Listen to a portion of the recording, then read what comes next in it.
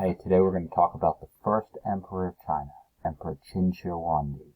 Hope you guys enjoy. Okay, so the ruler of the state of Qin.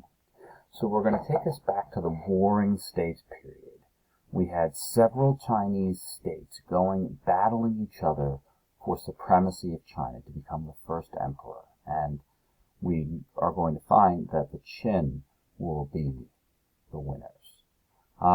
He was named Yingzheng, and he is going to have a bit of a difficult life. He's not going to be very old when he takes the throne. He's in his upper teens, maybe 20.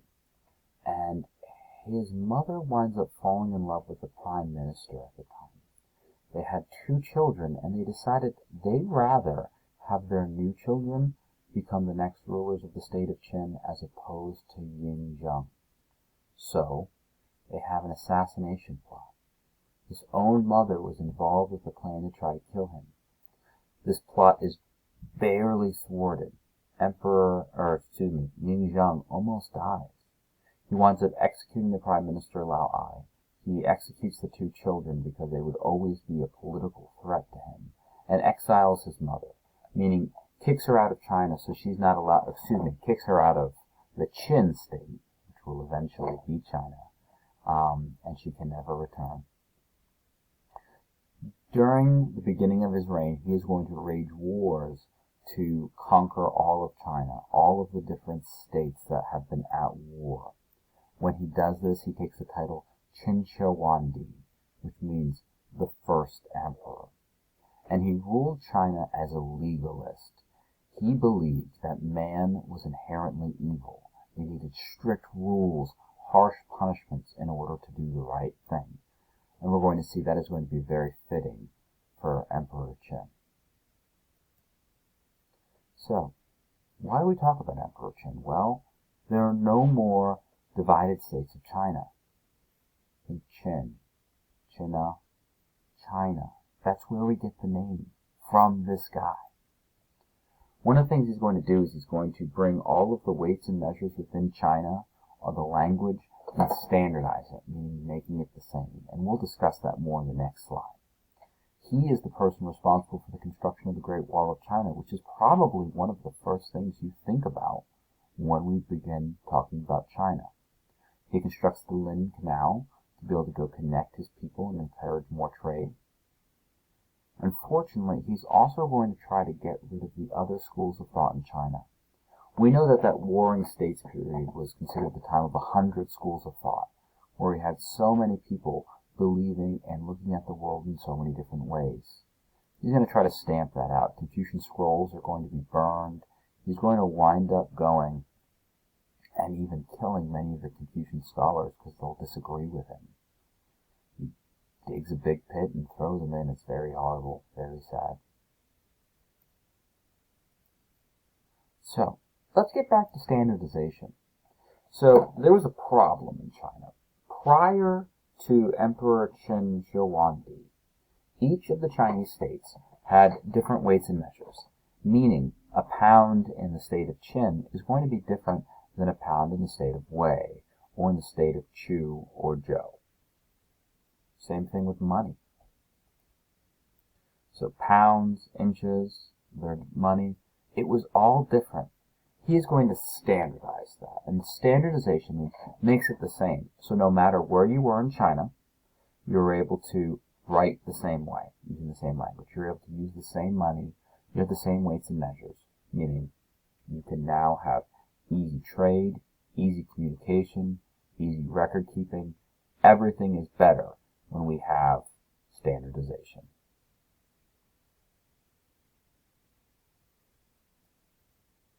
He also is going to begin construction of the Great Wall of China. Now, during the Warring States period, many of the different states built walls to protect themselves from not only other states, but nomads from the north. We have groups like the Huns and eventually the Mongols who would love to attack China from the north and caused a lot of issues. So they created walls. Now, one of the things we have to note, we see this beautiful picture of the Great Wall of China here, and we'll see more. The Great Wall of China during Emperor Qin's reign did not look like this. It was tempered earth. meaning they would create a wooden frame and fill it with earth and debris. Unfortunately, we're going to find out that not only was it earth and debris, they would fill it up with the bodies of those that fell. Now, I'm not going to ask you to know exactly how long it is, or how many watchtowers, or anything like that. These are just interesting facts about it. I mean, we see it's almost 4,000 miles long. They had places for soldiers to rest and to keep watch over the lands. Think about the movie Mulan, when they thought they were getting attacked, and then they had all the signals going right up. Now, as I said, they would bury workers that fell in construction of the Great Wall. We see that there were at least 1 million people that died building the Great Wall of China.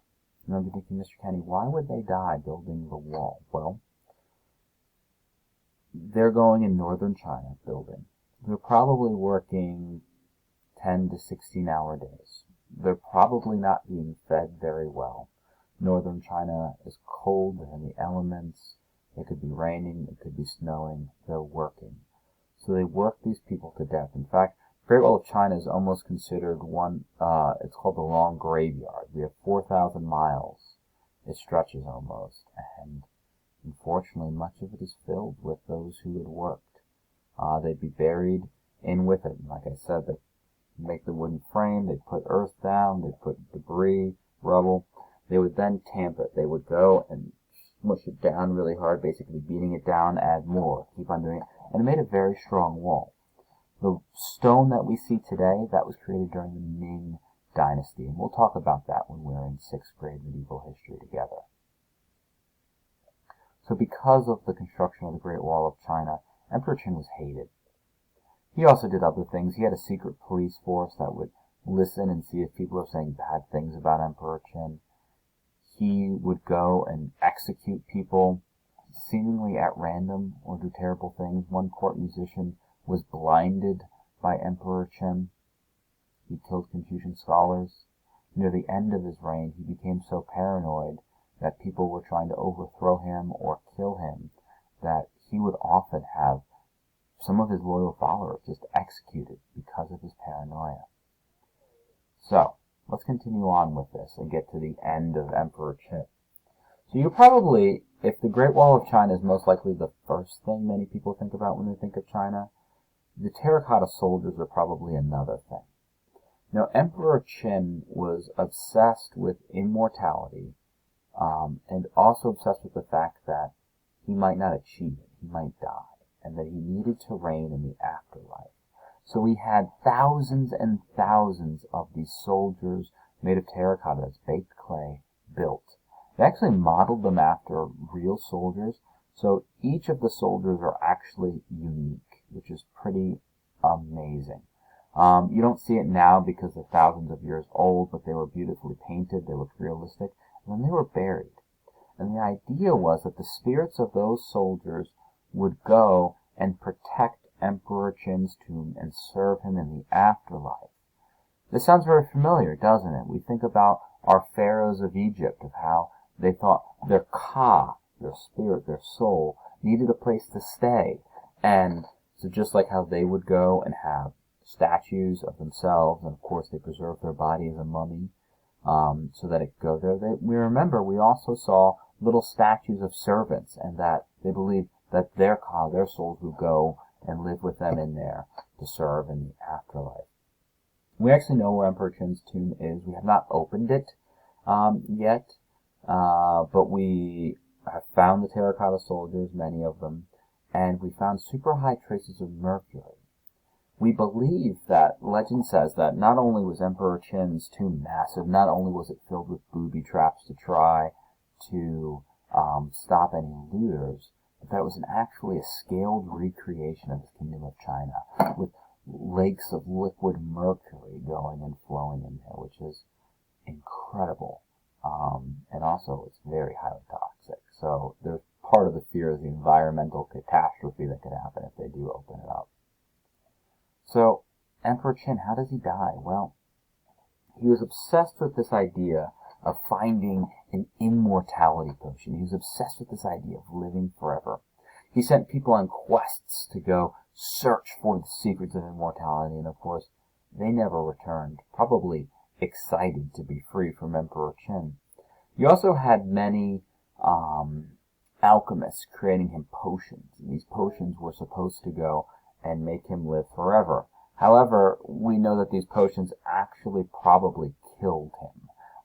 Mercury was going to be one of the main ingredients, and mercury is a very, very, very toxic thing to our bodies. And it didn't just kill Emperor Qin. It first made him crazy. Now, he's going to have at least 3 attempts on his life. His mother and the prime minister trying to kill him early on. He's going to have that court musician I mentioned who he blinded. After blinding him, he's still going to be forced to perform for Emperor Qin, and he fills his instrument with lead, actually trying to make it heavy, and then tries to attack him, even though he couldn't see. We have a time where a foreign diplomat is attempting to make peace with Emperor Qin, but actually brings a dagger to try to kill him. So the emperor had reasons to be paranoid, but the mercury didn't help. He starts having hallucinations, seeing things in the shadows trying to hurt him, and during this time of his reign, he winds up executing many of his followers. The mercury will eventually kill him, though.